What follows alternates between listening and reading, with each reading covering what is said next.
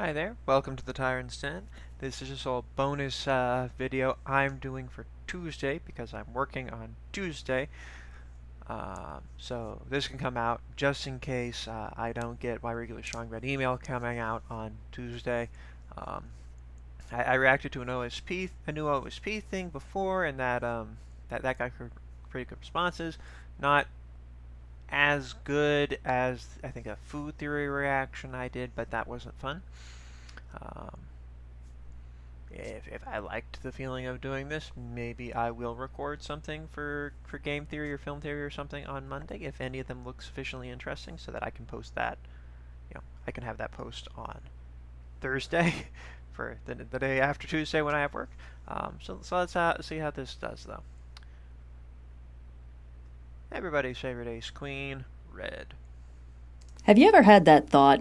You know, man, I would thrive so much in crisis. The only problem is the world is all safe and simple Thrive and is a stuff, strong but if word. circumstances just conspired to put me in an action hero situation, I would do great. I bet if I'm gonna say no, cause like there's a war going on in Ukraine. I think there's an even worse war going on, and if that's finished or not, for that's still going hideously down in shoot, I just watched it. Ethiopia, my favorite foods from there. And you know what? I could literally do anything about that. Um, think things are going on pretty bad just in the United States. I could do anything about that. Basically, we are living in crisis. We're just choosing to ignore it. And there's a reason for that. Now, I have had panic attacks where I thought the house was filling with gas and we had to save everything, and I think I handled things relatively well. Not well enough to realize that the house was not filling with gas and I was having a panic attack. So, But I wouldn't call that thriving. You can do well. You can think, oh, I would handle myself well in a time of crisis. But you're not thriving. If you are thriving in a time of crisis, then you are not actually doing well at all. That is actually not a healthy place to thrive. It's like what like a sixth of the entire Animorphs are about. That's like Rachel's whole story arc, kind of condensed right there. Um, it's not good to anyway.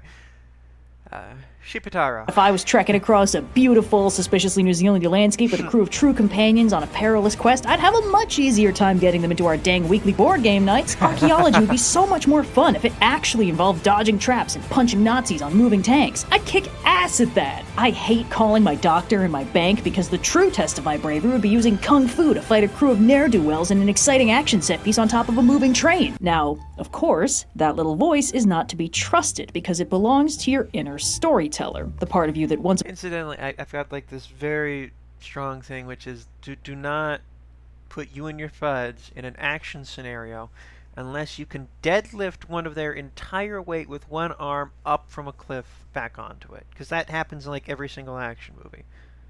Once you can deadlift the weight of an entire man, because it's never going to be like the 5 foot nothing, weighs nothing, Buffy the Vampire type girl. Okay, it's not gonna be her.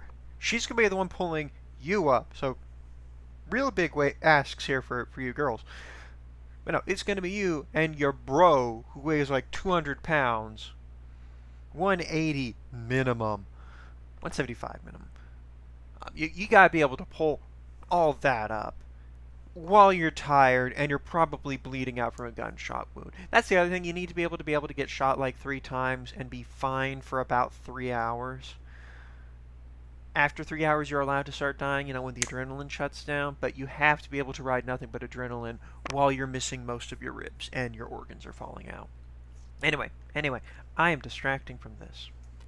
upon a time played sword fights or dragon slaying or Star Wars on the playground before eventually maturing into game nights, improv comedy, theater, writing, or really any other creative outlet for that beautiful little what-if instinct. Really It's a feels vital less part of you, but it's not always the best at reading the room or accepting that the real world does not operate on the logic of a story. So it's kind of funny to encounter a fantastical folktale where the protagonist has the exact same struggle. Today's story is a Japanese tale first documented in English in the late 1800s by Mrs. T.H. James in a children's picture book, and then later featured in Andrew Lang's The Violet Fairy book in 1901, one of several compilations of folktales he collected from around the world. However, unlike in the similar case of Tokoyo and the Sea Monster, the story of Shipaitaro is also documented in Japan, and in fact has several different localized versions, meaning this story was definitely not made up by some proto-weeb in 1800s Europe, which is a relief. You always gotta check these things. Anyway, the story of Shipaitaro begins with a nameless young man leaving his village in search of fame and adventure, this just being the way things were done back in folklore Japan. But he finds himself almost quixotically frustrated at the lack of adventure opportunities. Despite living in a world chock-a with yokai, he can find no monsters to slay, no damsels to rescue, and overall nothing that would allow him to finally display his... Okay, that... I'm just going to assume this is a more interesting story than literally anything that happens to this guy.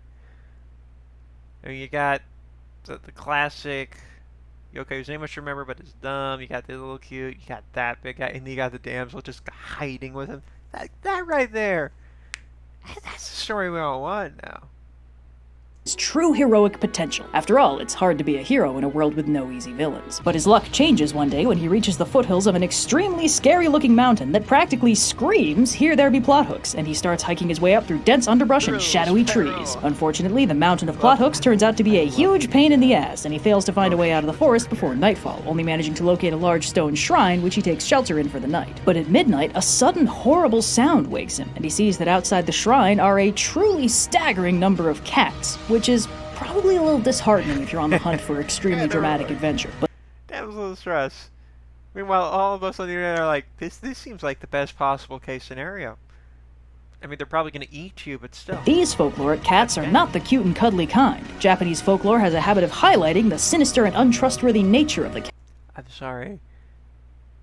I get that's a horrible monster, but I love these dancing cats.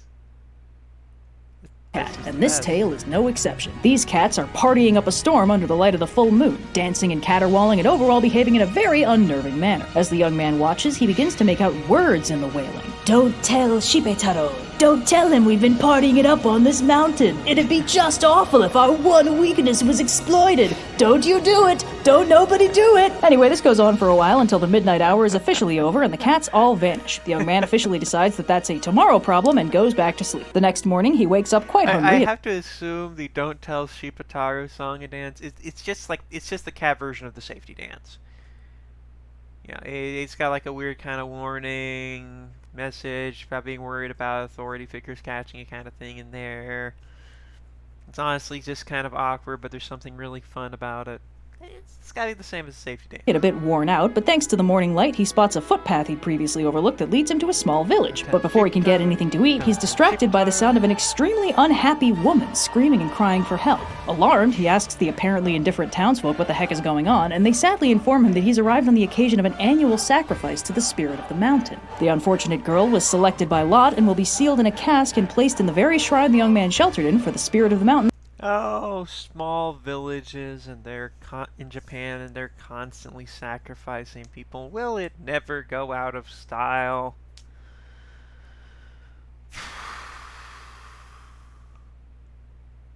wonder if they ever did that, or that was just oh, you need Buddhism or something, because your polytheism keeps sacrificing people, and that eventually just turned into Fatal Frame or whatever. To come and consume her. This is obviously very troubling for the young man to hear, though it does provide some context for why those cats were so jazzed. But then he remembers don't take that as a real explanation. I am not an authority in this. Bother Gaijin Goomba about it. Something and asks the locals who or what is a Shipaitaro. Confused by the apparent non sequitur in such a grim conversation. Okay, so I'm guessing that's what that translates into. They say that Shipaitaro is the name of the dog that belongs to the local lord. The young man jets off in that direction, leaving the townspeople rather baffled, and before long he arrives at the lord's estate and frantically asks if he can borrow his dog. The lord is unsurprisingly rather confused and suspicious of this. I've got a good authority that only your dog can save the day. And believe me, I'm not happy about it either. I want to save the day.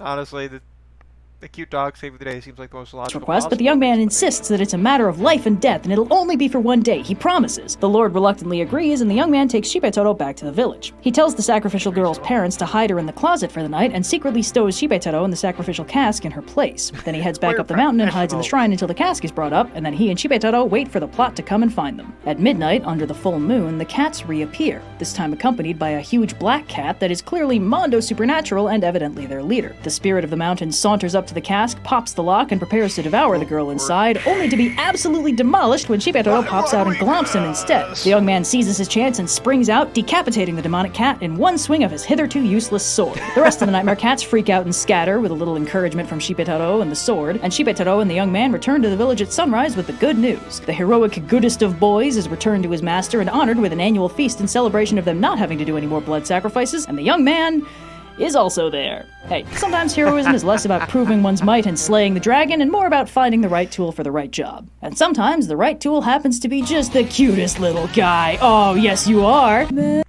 I'm just sitting here like appreciating that the guy barely gets any credit because there's like so many fairy tales and myths and mythical heroes who objectively did nothing.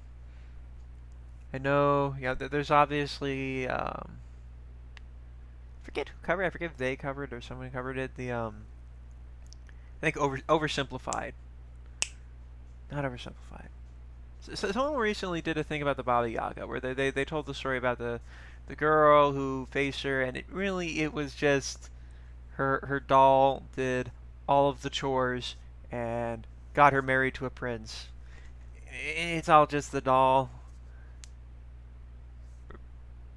presumably as a make sure you get a blessing from your mom thing.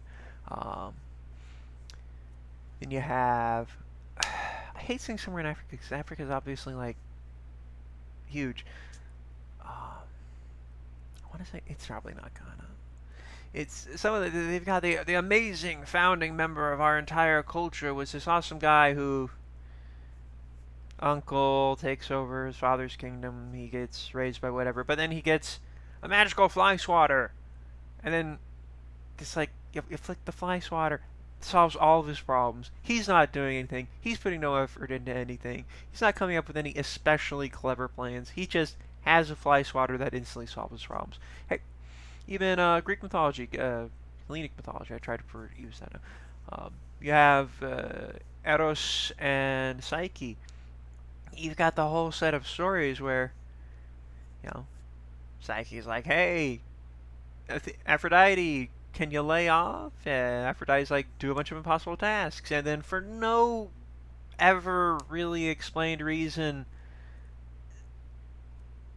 other things like ants or sunlight are just like, "Ah, I got you, Psyche. I will do it for you." Like they don't reveal that Eros was secretly helping her or she has magic powers. It's just, nah. Or all these things hate Aphrodite because she's being a bit of a jerk recently. No, it's just, nah, we got you. Well, we'll take care of it. And then that almost perfectly translates into like a lot of that stuff. It's like sorting out salt and wheat. It's almost one for one with the Baba Yaga myth.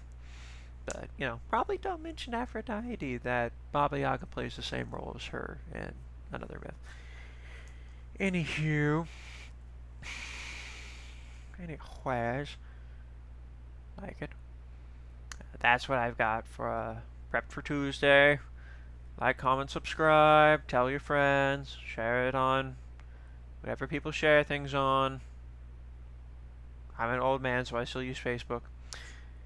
Anyway, have a good one. Badoosh.